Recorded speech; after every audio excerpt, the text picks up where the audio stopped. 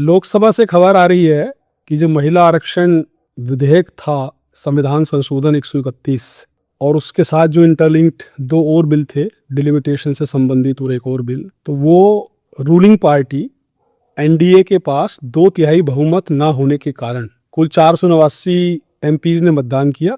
543 की संख्या है लोकसभा की, 489 ने मतदान किया। उसमें 326 की आवश्यकता थी 2/3 मतदान पूरा करने के लिए, जो संविधान की शर्त है कि 2/3 of members of Lok Sabha parliament, Lok Sabha और राज्यसभा प्रेजेंट एंड वोटिंग, तो वो पूरी नहीं हो पाई। 298 इसके फेवर में मत पड़े और 230 इसके विरोध में पड़े। अब सवाल ये है, मुद्दा ये है कि ये तो गिर गया, तो चर्चा फिर इसी बात की है कि क्या ये टाइमिंग ठीक था लाने का, जब चुनाव का दौर चल रहा है। तो क्या अभी 10 दिन पहले, 15 दिन पहले तक भी पार्लियामेंट्री सेशन चल रहा था, बजट सेशन अभी फिर शुरू हो सकता था। एक तो इसको लेकर चर्चा थी, विरोध के स्वर थे विपक्ष के बीच में, और एक ये था कि इसका राजनीतिक लाभ उठाने के लिए सब प्रयास किया जा रहा है। सवाल ये है कि अब जो इसके बाद नैरेटिव बनेगा, तो भारतीय जनता पार्टी और एनडीए तो ये कहेगा कि साहब हम तो लाए थे महिलाओं को जो आरक्षण है, हम देना चाहते थे 33% आरक्षण, लेकिन विपक्ष ने हमारे काम में रोड़े अटकाए।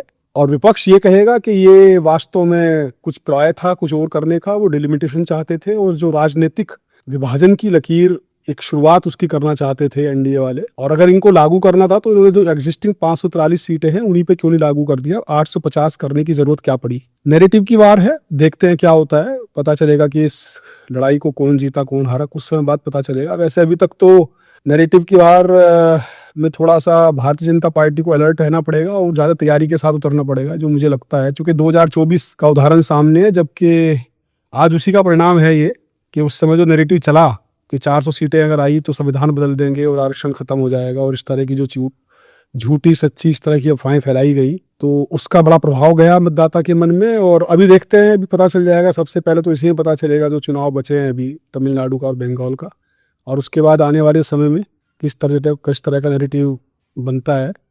हो सकता है भारतीय जनता पार्टी का ये प्रयास हो कि जो यूजीसी के मामले को लेके जो वो बैकफुट पे थी भारतीय जनता पार्टी, तो शायद उसको कुछ विदर भी किया जाए। भी ये सब चीजें, सारे प्रश्न भविष्य के घर में। मुझे लगता है कि नैरेटिव के लिए भारतीय जनता पार्टी को और एनडीए को थोड़ा अपने अपने जो तर्कश के तीर निकालने पड़ेंगे ठीक से, उनका ठीक से प्रयोग करना पड़ेगा। अदरवाइज तो कहीं ऐसा ना हो कि एक बार फिर इस नैरेटिव का जो युद्ध होगा, परसेप्शन का युद्ध, कि किसने कौन देना चाहता था और किसकी क्या मंशा थी, इसमें कौन विनर होगा, इसको देखना पड़ेगा। धन्यवाद।